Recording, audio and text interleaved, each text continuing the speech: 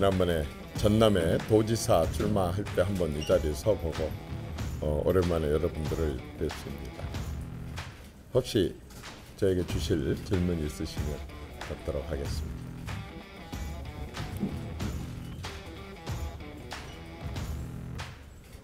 네네.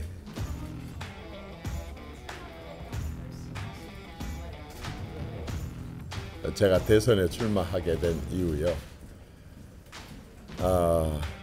바꾸고 싶습니다. 정말 제가 정치를 40년 동안 했습니다. 84년 12월 달에 선거 현장에 들어가고 85년에 12대 국회 비서관을 시작으로 해서 제가 중앙당에서 19계단 간사병부터 시작해서 청와대 정무수석, 홍보수석, 그리고 최고위원 2번의 당대표에 이르기까지 40여 년을 현장 정치를 해본 사람입니다. 저는 호남 출신이고 새누리당, 당시에 지금 국민의힘 보수정당, 또 보수정당 출신으로 호남에서 출마를 주로 해온 사람입니다. 그래서 저는 상당하게 제 스스로가 객관적이고 그리고 냉철하게 이렇게 전국을 본다고 생각을 해왔습니다. 저는 지금 우리 정치가 많은 국민들에게 상처를 주고 있다고 봅니다. 그런데 그냥 밖에서 뉴스로만 본 사람과 저 이정현은 다릅니다. 저는 중앙당과 청와대와 그리고 현장에서 뛰면서 무엇을 고치면 될지, 그리고 국민들이 가장 필요로 한 것이 뭔지에 대해서 항상 생각을 해왔기 때문에 제가 지금 정도에서는 정말 내가 봤던 우리 정치와 그리고 우리 행정과 우리 사회와 이런 부분들에 있어서 많은 변화가 필요하다고 생각하고 현장에서 체험한 제가 그 변화를 한번 선도하고 주도를 해보고 싶습니다. 여러분들에게 제가 한 가지 말씀드리고 싶은 것은 제가 처음 정치를 시작했던 85년과 2025년 40년 사이에 우리 정치에 아주 큰 판도의 변화가 있었는데 그 판도를 제대로 읽지 못하고 있는 것이 우리 정치권이고 특히 국민의힘이 전혀 그걸 깨닫지 못하고 있습니다. 무엇이냐 하면 첫째는 국민 소득이 그 사이에 4만 불에 이르렀습니다. 이건 선진국입니다. 과거에 후진국에서 태어난 제가 중진국을 지켜봤고 지금 선진국에 이르는 국민들의 변화를 너무 속속들이 보고 있는데 정치권, 특히 국민의힘만 이렇게 변한, 말하자면 국민들의 정치 수준과 의식 수준과 국민들의 기대와 요구를 국민의힘과 정치권이 전혀 깨닫지 못하고 있는 점을 있어서 이 점을 저는 한번 꼭 맞추고 싶습니다. 눈높이를 4만 불 국민 수준에 맞추고 싶습니다. 또 하나는 제가 지켜봤었던 청년들, 즉 20, 30, MZ 세대들 그리고 40, 50 세대들의 삶이 완전히 달라졌습니다. 완전히 변화되어 있습니다. 그럼에도 불구하고 고색찬연한 정말 백발이 성성한 국민의힘의 모든 구성원들, 이 정치를 바라보고 이렇게 달라지고 변화된 세대를 바라보는 인식이 너무 부족합니다. 저는 그걸 현장에서 온 몸으로 40년 동안 체험한 사람이기 때문에 이것을 반영한 국정을 한번 이끌어 보고 싶습니다. 그건 절대로 대통령이 대권을 가진 사람이 아니라 국민들로부터 대임을 받은 사람이라고 하는 확실한 인식을 갖고 이제는 대통령 중심제가 아니라 사실상 국민 중심제 국가를 만드는 일에 한번 꼭 관여를 하고 참여를 해보고 싶습니다. 감사합니다. 네.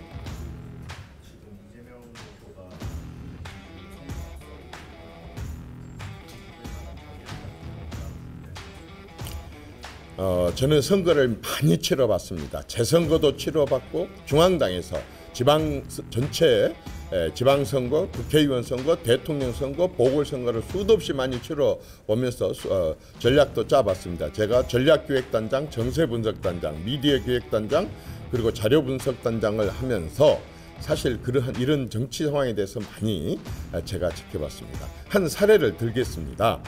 이회창 총재님은 두 번의 대통령 선거를 치르기 전에 대통령 선거가 있기 전까지는 항상 압도적인 1위였었습니다. 그럼에도 불구하고 두 번의 선거를 다 졌습니다. 지금 현재의 여론조사는 분명하게 존중되어야 되고 그리고 크게 참고를 해야 될 일이기는 하지만 그것이 대선의 결과다라고 얘기하는 것은 빗나간 사례를 너무 많이 봐왔기 때문에 저는 지금 중요한 것은 이재명 대표님을 상대로 한 전략이 중요한 것이 아니라 이제 국민의힘이 무엇을 할 것인가. 가장 중요한 게 국민의힘이 무엇을 할 것인가. 국민의힘이 지금 서 있는 곳이 어딘가.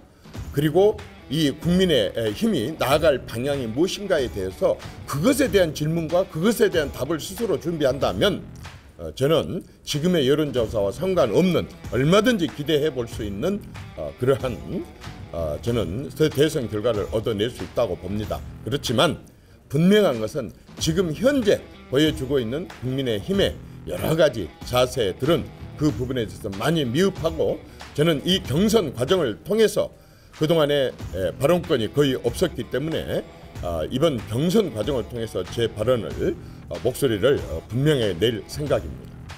네.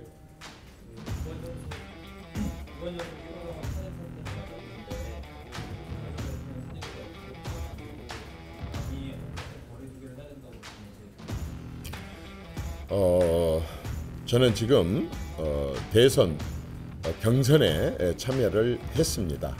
방금 말씀하신 내용들은 다 사실이고 저희들이 뼈아프게 받아들이고 반성을 해야 될 일입니다만은 일단 저는 그 부분은 역사가 되었습니다. 헌재 판결이 나는 순간 역사고 그 역사에 대해서는 분명하게 책임을 질 것은 지고 또 자성하고 각성할 것은 각성하고 해야 되지만 역사에 대한 여러 사람들의 평가 그 부분들이 필요하다고 생각합니다. 저는 지금 헌재 판결이 났고 이제 대선을 치르게 됐고 마지막 판결이 남았다고 생각합니다. 그것은 국민의 심판입니다. 국민의 판결이 남아 최종 국민의 판결이 남아 있고 저는 그 국민들이 이번에 6월 3일 날이 될 것으로 예상됩니다만은 대선에서 여러 가지 견해가 나오고 있는 것에 대한 최종 심을 국민들이 할 것으로 생각을 합니다. 네, 또 있습니다. 네. 경선 룰에 대해서는 어떻게 조정돼야 된다고 생각하세요? 저는 경선 룰에 대해서 관여를 할 수 없는 선수입니다. 어떤 축구 선수 월드컵에 출전한 선수도 말하자면 출전을 한 상태 속에서 골대를 이쪽으로 옮겨라 저쪽으로 옮겨라 룰을 이렇게 바꿔라 저렇게 바꿔라 할 수가 없기 때문에 저는 경선 룰에 대해서 말할 자격은 없습니다. 그렇지만 소망은 있습니다. 지금 국민의힘은 민주당과 달리 정상적인 상황이 아닌 대선을 치르게 되기 때문에 평상시에 해왔었던 경선 룰을 넘어선 룰을 가지고 경선을 해야 되지 않을까라고 하는 바람을 가져봅니다. 그것은 아무리 많은 후보들이 참여를 한다 손 치더라도 그건 받아들여야 됩니다. 그리고 그걸 어떻게 컷오프를 할 것인가라고 하는 것은 당에서 결정할 일입니다. 제가 이 자리에서 한 가지 말씀드리고 싶은 것은 당 대선 후보 경선 이렇게 정상적이지 않은 상황에서 치러진 경선에서 경선에 참여한 후보에 대한 기탁금 말하자면 공천의 심사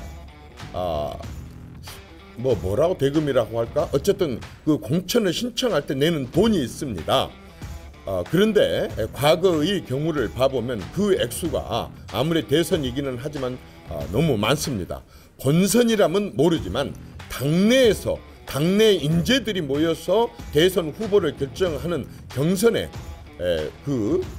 경선에 참여한 사람으로 하여금 경선 비용을 대게 하는 것은 저는 적절하지 않다고 봅니다. 그건 얼마든지 방법으로 조정을 할 수 있는 것인데도 불구하고 굉장히 말하자면 과다 참여 를 막기 위한 방법이라고 하는데 그건 지나치게 옛날 방식이고 적절하지 않다고 봅니다. 선진적인 방법으로 돈을 받지 않고도 얼마든지 선관위에서 또 정부에서 지원하는 국고보조금이라는 게 있는 것이고 바로 이럴 때 쓰라는 것인데 인재들이 돈 때문에 경선에 참여하는데 부담을 갖는다는 것은 굉장히 저는 문제가 있다고 생각합니다. 그것은 당장에 재산이 최근에 공개됐던 김문수 장관의 경우 4억 몇천밖에 안 되는데 그중에 상당한 정말 감당하기 힘든 그런 돈을 경선 과정에 당에 납부해야 된다는 것은 적절하지 않다고 봅니다. 그 점에 있어서는 저 이정현이도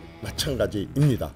또 한 가지 제가 경선에 정말 감나라 변나라 할 수는 없는 입장이지만 소망을 하나 얘기한다고 한다면 굉장히 다양성이 좀 반영됐어요. 다양성과 다원성이 반영될 수 있는 경선이 됐으면 좋겠습니다. 그런 점에 있어서 저는 정말 순전히 개인 생각이지만 예를 들어서 이준석 대표 같은 경우 3040을 포함한 젊은 사람들의 목소리를 가장 정확하게 대변을 할 수 있는 이준석 대표 같은 분을 다시 합당을 하든지 아니면 영입을 하든지 하는 형태를 통해서 이번 대선 과정에 참여를 시키게 하는 그러한 노력을 저는 당에서 기울여야 된다고 봅니다.